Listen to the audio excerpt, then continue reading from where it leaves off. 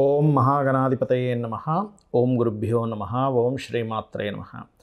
పరమేశ్వర స్వరూపమైనటువంటి జ్యోతిష, వాస్తు మరియు ఇతర అనేకమైనటువంటి శాస్త్రములను మనకు అందించినటువంటి మహర్షులకి నమస్కారం.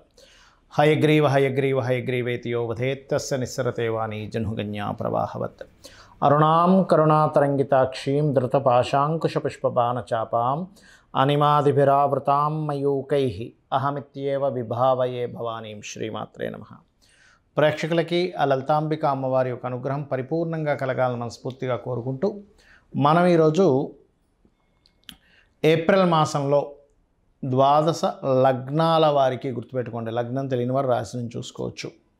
ఏ విధంగా ఉండబోతుంది, ఏ విషయాల పట్ల జాగ్రత్త వహించాలి, ఏ దేవత ఆరాధన చేసుకోవాలనేటువంటి విషయాలు చెప్తుంది నేనైనప్పటికీ కూడా చెప్పేస్తుంది సాక్షాత్ లలిత అమ్మవారిగా భావిస్తూ ఈ నెల గ్రహస్థితి ఎలా ఉంది అని చూసుకున్నట్లయితే మనకి మేషరాశికి అధిపతి అయినటువంటి కుజుడు మూడో తేదీ నుంచి ఏప్రిల్ 3 నుంచి నీచంలోకి వెళ్తున్నాడు కర్కాటకంలో.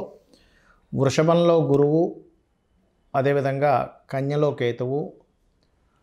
రవి మేషంలో 14వ తేదీ నుంచే మేషంలోకి మారుతాడు. 14వ తేదీ ముందుకి ఆ యొక్క శని, రాహువు, రవి, బుధ, శుక్ర పంచగ్రహ కూటమి నడుస్తూ ఉంటుంది. 14వ తేదీ నుంచి 4 గ్రహాలు కలిసి ఉంటాయి 12వ స్థానంలో. ఈ యొక్క గ్రహస్థితిని అనుసరించి 12 లగ్నాలు లేదా రాశుల వారికి ఏ విధంగా ఉంటుందనే విషయం మనం ఇప్పుడు తెలుసుకుందాం. కర్కాటక లగ్నము, కర్కాటక రాశి. కర్కాటకం వారికి కనుక చూసుకున్నట్లయితే ఈ నెలలో భాగ్యస్థానంలో అధిక గ్రహాలు ఉంటున్నాయి. అలాగే పంచగ్రహ కూటమి ఉంటూ 14వ తేదీ నుంచి రవి దశమంలోకి ఎంటర్ అవుతున్నాడు.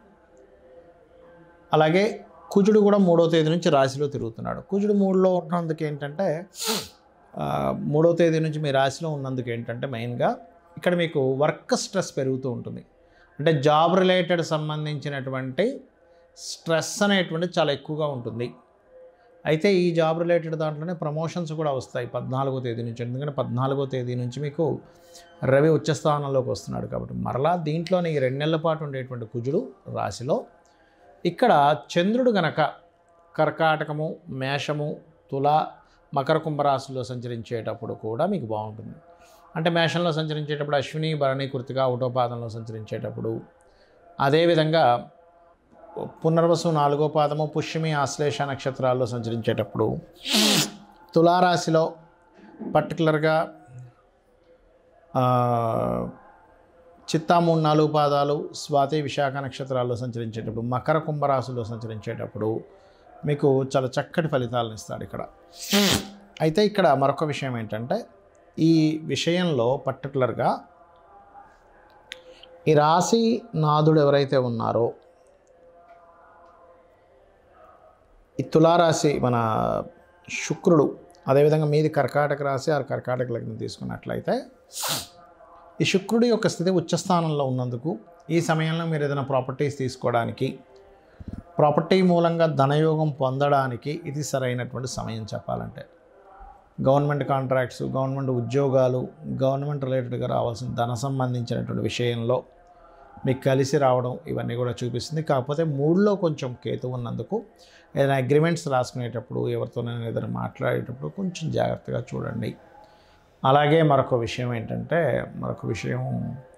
ఈ సప్తమ స్థానంలో చూసుకున్నట్లయితే సప్తమాధిపతి సప్తమ స్థానంలో ఎక్కువగా ఏంటంటే కొంచెం సప్తమాధిపతి భాగ్యంలోకి వెళ్ళినందుకు కొంచెం వివాహం కోసం ప్రయత్నం చేసేటువంటి వారు కొంచెం దూరపు సంబంధాలు వెతుక్కోవడం మంచిది.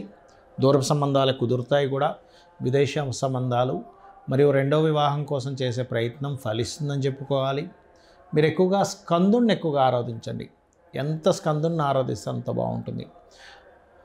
మరియు మరొక విషయం ఏంటంటే ఈ తులారాశిలో చంద్రుడు సంచరించేటప్పుడు అంటే చిత్తా 1, 2 కానీ లేదా స్వాతి, విశాఖ నక్షత్రాల్లో సంచరించేటప్పుడు ఏదైనా ప్రాపర్టీ తీసుకోవడం ఇట్లాంటివి కూడా జరుగుతాయి. అంటే ఆ రోజుల్లో మీకు నీచభంగ రాజయోగము 4లో చంద్రుడు ఉండడం చాలా మంచిది. లగ్నాధిపతి రాజు 4లో ఉండడం.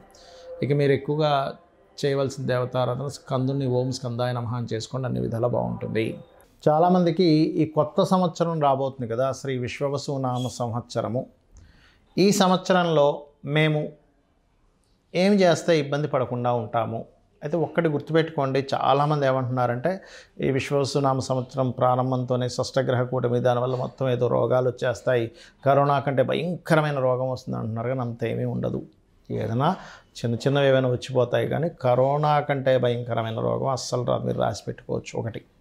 రెండవది ఏంటంటే ఇక్కడ గుర్తుపెట్టుకోవాల్సిన అంశం, కొత్త సంవత్సరంలో అసలు మీరు ఏమి చేస్తే ఇబ్బంది పడకుండా ఉంటారు. ఎందుకంటే ఒకవైపు మనం చూస్తున్నట్లయితే జాబ్స్ తగ్గుతూ వస్తున్నాయి. మనం ఆల్రెడీ 2.5-3 సంవత్సరాల క్రితమే అమ్మవారి అనుగ్రహంతో ప్రిడిక్ట్ చేయడం జరిగింది.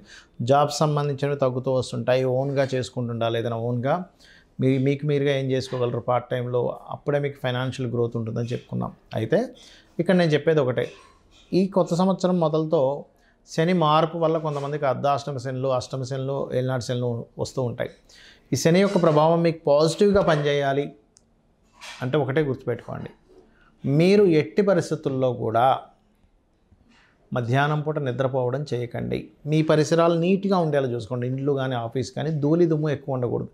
ఎక్కడైతే ధూళి దుమ్ము, బద్ధకము, నిద్రపోవడము, పోస్ట్పోన్ చేయడము, సరే వాళ్ళు చేద్దామని అనుకున్నది రేపటికి పోస్ట్పోన్ ఎవరైతే చేస్తూ ఉంటారో వాళ్ళకి ఖచ్చితంగా శని యొక్క ప్రభావం పెరుగుతుంది. దానివల్ల వాళ్ళు ఫెయిల్యూర్స్ ఎక్కువ చూస్తారు.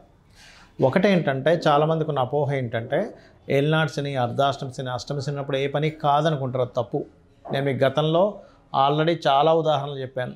స్వర్గీయ ఎన్టీ రామారావు గారు కావచ్చు, చంద్రబాబు నాయుడు గారు కావచ్చు, జగన్ గారు కావచ్చు, ఎవరైనా సరే పిఎం మోడీ గారి దగ్గర నుంచి కూడా అందరూ ఏలినాటి శనుల్లోనే పిఎంలు సీఎంలు అయ్యారని. కాబట్టి మిమ్మల్ని ఎక్కడా కూడా మీ విజయాన్ని ఆపదు, స్లో చేస్తుంటుంది అంతే. అది మెయిన్గా గుర్తుపెట్టుకోండి.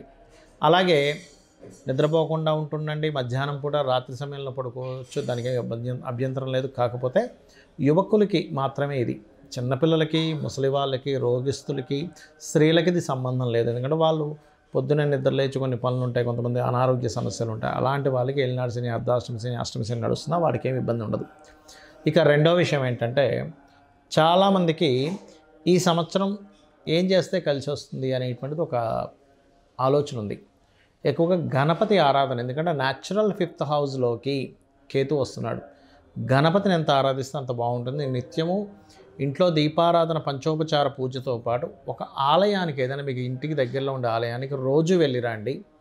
100% క్లియర్ అవుతుంది. దీంతోపాటు శనివారము లేదా మంగళవారము కొబ్బరికాయ కొట్టండి ఆలయానికి వెళ్ళి, ఖచ్చితంగా మార్పు వస్తుంది. అలాగే మరొక విషయం ఏంటంటే ఇక్కడ మీరు అర్థం చేసుకోవాల్సిన విషయము, ఈ గోవులు ఉంటాయి, గోశాలకు వెళ్ళి గోవులకి బెల్లము తినిపించండి. 100% మీకు శని ప్రభావం ఏదైనా ఉన్నా సరే పూర్తిగా తగ్గుతుంది.